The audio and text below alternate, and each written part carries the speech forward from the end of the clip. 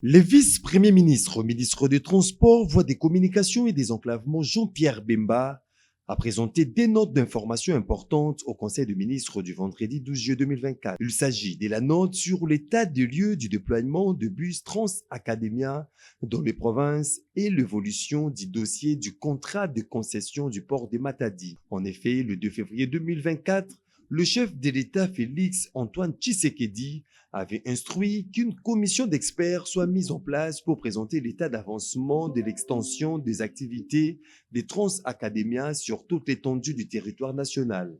12 chefs-lieux de province ont été ciblés dans l'élaboration de la première phase de ces plans de déploiement. D'après le VPM Jean-Pierre Bemba, les villes de Matadi, Mbandaka, Lubumbashi, Kolwezi, Kananga, Mbujimaï, Kikwiti, Bandundu, Bukavu, Goma, Kisangani et Kindu ont été choisis pour cette première phase.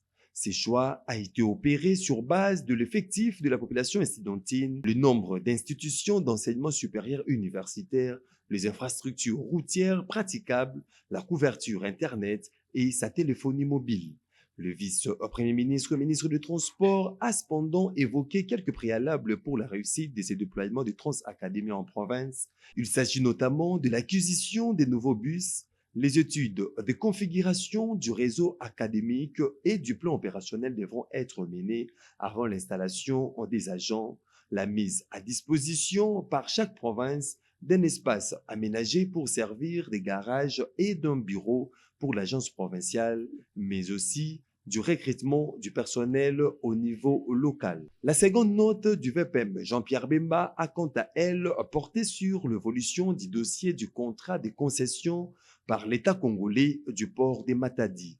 Instruit par le président de la République, le vice-premier ministre Jean-Pierre Bemba a réuni le 10 juillet la direction générale ainsi que le conseil d'administration de l'ONATRA, le banc syndical ainsi que les représentants de la société MSC LLC sur l'harmonisation de vues de points de désaccord lors de leurs échanges antérieurs.